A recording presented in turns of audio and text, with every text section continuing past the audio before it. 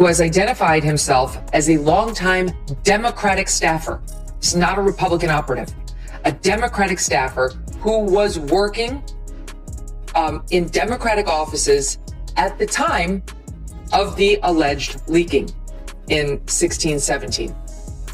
This staffer was interviewed by FBI agents on several occasions and told those agents that then Congressman Adam Schiff was the one who approved the leaks to the... Megyn's fearless image crumbles the moment she steps into the frame.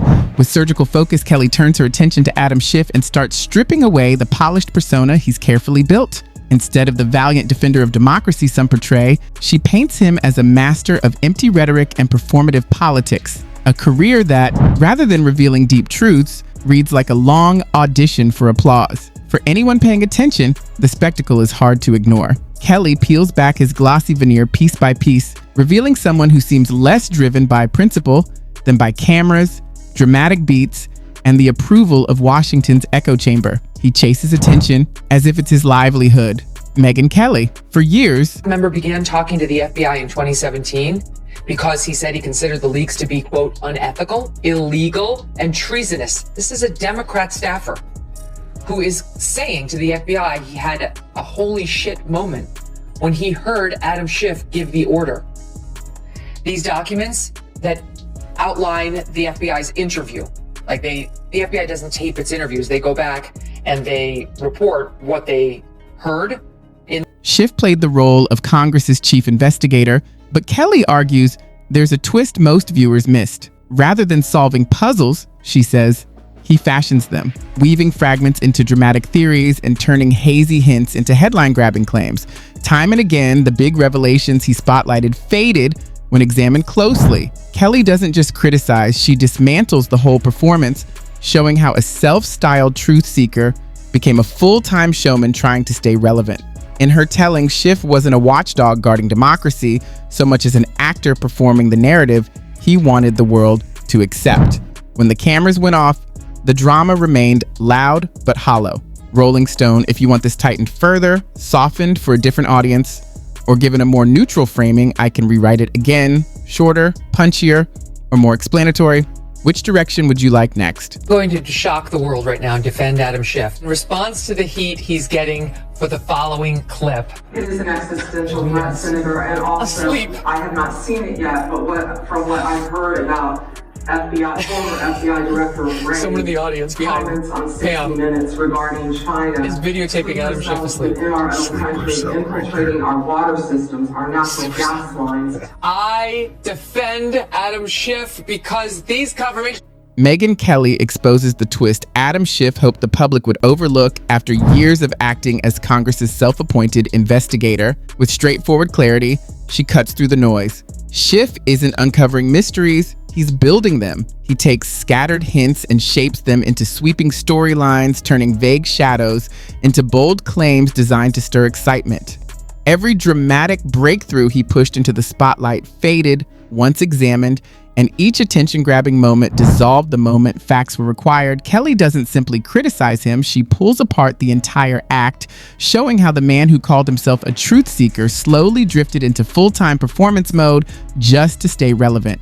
In her view, Schiff wasn't guarding democracy, he was playing a part in his own scripted tale. When the cameras stopped rolling, the noise remained, but the meaning didn't. Don't believe he's going to weaponize the DOJ to use it against his opponents. I believe that's what was done to him. Though, as we discussed with Alan Dershowitz in that now famous clip that went around where I said we need Steve Bannon, I'm not totally opposed to it. I'm going to be honest. Who would cry a tear if Adam Schiff actually got some sort of hassle thrown his way by the DOJ? Schiff rarely works with anything solid or independently confirmed. Instead, he leans on hints, suggestions, and carefully placed remarks that keep people guessing just long enough to maintain his public image. He never uncovers real wrongdoing. He stretches a storyline until it provides cable news with enough material to fuel constant debate. Megyn Kelly points out the obvious with sharp precision. If Schiff had ever possessed the powerful evidence he described, it would have appeared long ago. Instead, he stretched the moment across countless news cycles, offered networks dramatic sound bites, and placed himself at the center of a narrative he proudly designed. In the end, he isn't defending democracy. He is political theater in its purest form, building tension that never leads anywhere real. Schiff stated the group would leak classified information which was derogatory to the President of the United States, Donald J. Trump. Schiff stated the information would be used to indict President Trump. The whistleblower stated this would be illegal. And upon hearing his concerns, unnamed members of the meeting reassured that they would not be caught leaking classified information. Schiff's hidden confidence makes him an easy target, confidence that quickly shifts into bold arrogance when reality challenges his claims. Most politicians retreat when their narratives crumble, but Schiff pushes forward, acting as if people are too distracted to notice the glaring contradictions. Megyn Kelly highlights this pattern, showing how he steps onto the stage, spreads falsehoods, and then portrays anyone challenging him as the problem. It's the intensity of a persistent salesperson, promoting a flawed product while presenting it as a luxury item. Schiff doesn't just bend facts, he parades them theatrically, using them as props without offering any meaningful substance. Walk us through what the 302 reports that the FBI wrote up after their interviews with this whistleblower say. Yeah, so let's give you a sense of who this person is. We don't know their name because the name is redacted, but we know their career. They're a career intelligence officer. So they started in the executive branch as an intelligence officer, and then they get detailed to the Democratic side of the House Intelligence Committee. Eventually, this person inherits as his boss, Adam Schiff, when Adam Schiff takes over as the Democrat minority ranking member on House Intelligence in 2016. And they're working for Adam Schiff. And somewhere in the beginning of the Russia collusion, false narrative building in America, he attends a meeting where Adam Schiff says... Kelly also exposes Schiff's striking hypocrisy. He publicly champions the fight against corruption, yet bends or breaks rules when convenient. Instead of delivering accurate information, he selectively shares details, spins incomplete narratives, and turns hearings into stages for sound bites designed to go viral. Serving the public isn't his priority. His true aim is self-promotion, ensuring Schiff remains a central figure in the endless partisan theater that undermines public trust. He treats the House floor like a production set, hunting for the perfect clip to dominate the next news cycle. The consequences are clear. While portraying himself as a hero of resistance, real progress stalled, institutional trust eroded, and the public was left navigating chaos instead of results. His legislative record shows a politician who perfected outrage as a performance rather than achieving meaningful change. Once the flashy moments fade. According to the legal experts I've talked to, he's only immunized for what he did related from January 6-4 to 2021. So these things occurred in 17 and 18. You've got the mortgage issue, which is also based on our reporting, a story we broke last October on the counting two houses as his primary residence to get better mortgage deals. Those would fall outside of the pardon, according to the legal experts who've looked at it. And I suspect if those get to the case of criminality at some point, that there may be some legal challenges trying to test that pardon's. According to Adam Schiff, impeachment became his signature stage, the spotlight he craved, and his chance to lead political resistance. He delivered his arguments with exaggerated solemnity, turning every line into what felt like a historic pronouncement, like a frustrated Shakespearean actor trapped in a school play no one asked for. Megyn Kelly cuts through all of this, exposing the reality. A carefully crafted performance of indignation designed to cast Schiff as a hero in a battle only he imagined, but the finale landed with a dull thud, offering none of the groundbreaking revelations he promised. Kelly highlights his signature tactic, phrases like, "the evidence suggests," or "we've seen signs," words that sound decisive but are ultimately meaningless. Schiff wasn't presenting evidence, he was projecting shadows over a void. There are also potential legal questions about challenging such pardons if they ever enter the criminal case. Schiff's obsession... Didn't we just have a whole criminal investigation of Donald Trump for having documents at Mar-a-Lago that might have classified information in them, and we just can't have that. We can't have classified information running around out there in the hands of people who aren't authorized. Meanwhile, this is the former president of the United States who can declassify everything. We were told that for 2 years straight, the past 2 years by Democrats. And now what you're saying is that one of the most vocal about that, Adam Schiff, had been at the helm of releasing classified information. Is another angle Kelly dissects with sharp precision, cutting to the heart of his character. His public image revolved around the idea that he alone would remove Trump from office. Night after night, he repeated his pledge as if it were an unbreakable plan. Yet, as years passed, Trump remained unshaken, while Schiff continued recycling the same warnings as if time had frozen. The irony is striking. His career became inseparably linked to the very figure he aimed to oust, a connection he never intended. Adding to the spectacle, he embedded donation links with every dire prediction, transforming politics into a subscription service fueled by anxiety. Supporters got little in return beyond his confident performance and an endless string of promises that evaporated when tested. Only the unverified allegation of a single former staffer, the alleged conduct would involve criminal and unethical conduct of the highest order, if proven. Your reaction to this news? Well, it's in keeping with my opinion of Adam Schiff. I've been calling him McCarthy.